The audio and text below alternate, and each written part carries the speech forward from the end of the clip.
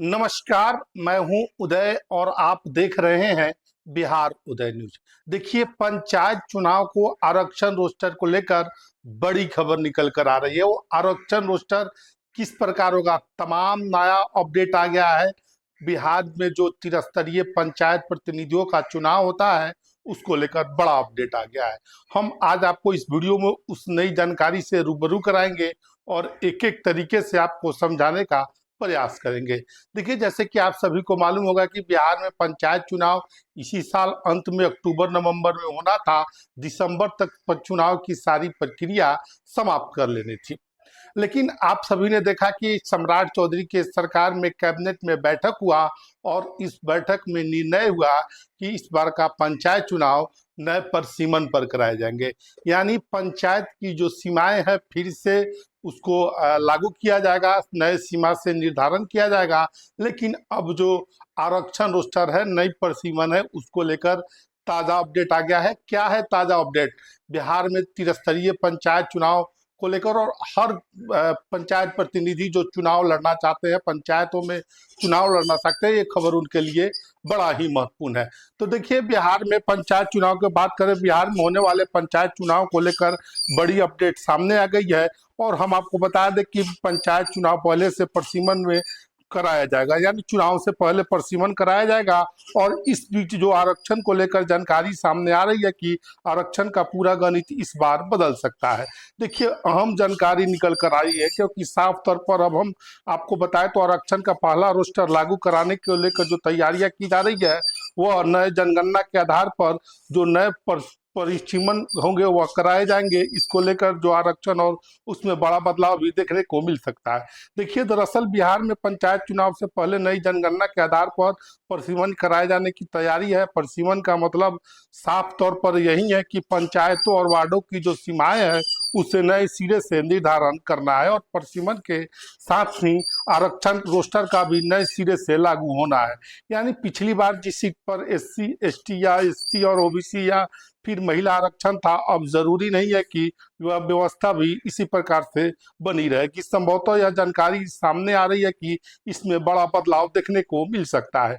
देखिए, विशेषज्ञों ने साफ तौर पर कहा है कि उनका मानना भी है कि अगर नई जनगणना में OBC की आबादी बढ़ी हुई सामने आती है तो OBC के लिए आरक्षित सीटों की संख्या भी बढ़ सकती है।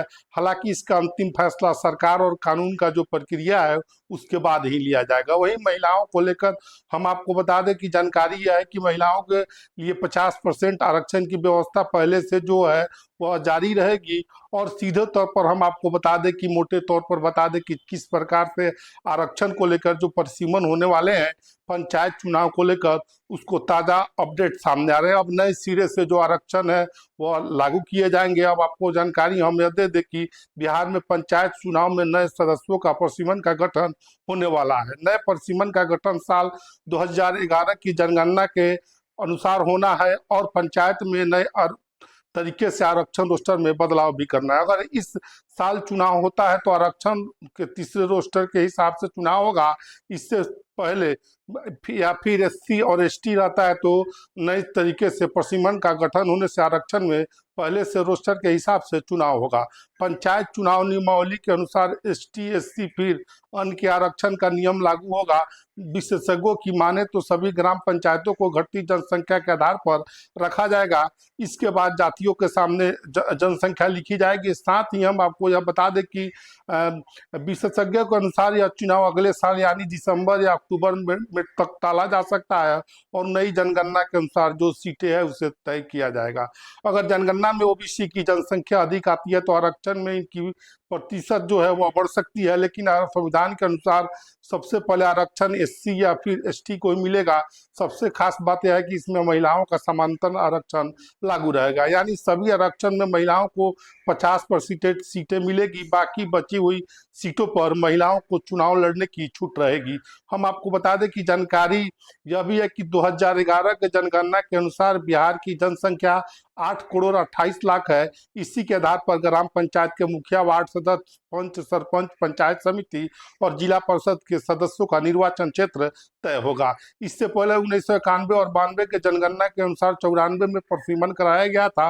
अभी तक बिहार में ग्राम पंचायतों की संख्या के बारे में बात करें तो 8041 है, यानी इतनी ही संख्या मुखिया और सरपंच की भी होती है।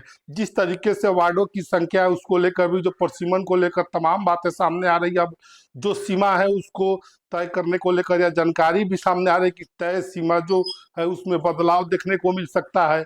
इसके अलावा आरक्षण को लेकर अहम जानकारी सामने आ रही है कि अगर ओबीसी की आबादी बढ़ती है तो कानूनी प्रक्रिया को देखते हुए इनके आरक्षण और उसमें बड़ा बदलाव देखने को मिल सकता है। हालांकि एसटी एससी आरक्षण के बाद ही ओबीसी को आरक्षण दिया जाएगा। साथ ही जो महिलाओं को आरक्षण मिलते आ रहे हैं उसमें किसी प्रकार का कोई बदलाव वह साफ तौर पर नहीं देखने को मिलेगा। तो देखिए बिहार में पंचायत चुनाव कब होते हैं, नए प्रसिमन में क्या कुछ नई व्यवस्था सामने आती है, तमाम बातें जो दोस्तों है निकल कर आने वाली है। हम आगे भी आपको अलग वीडियो में आपको अवगत कराते रहेंगे। तो देखिए बिहार में पंचायत चुनाव आरक्षण रोस्टर प्रसिमन को लेकर नई सिरे से निर्धारण की प्रक्रिया में सरकार विचार कर रही है, विचार विमर्श कर रही है। तो हमने तमाम चीजों को आपको एक एक करके बताया। बहरहाल आपकी क्या राय है इस वीडियो के बारे में? क्या पंचायत चुनाव नए सिरे से गठन होगा या पंचायत चुनाव किस प्रकार होगा? तमाम राय अपनी कमेंट बॉक्स में जरूर दीजिएगा। तमाम अपडेट के लिए बने रहें बिहार उदय न्यूज के साथ। बहुत बहुत धन्यवाद।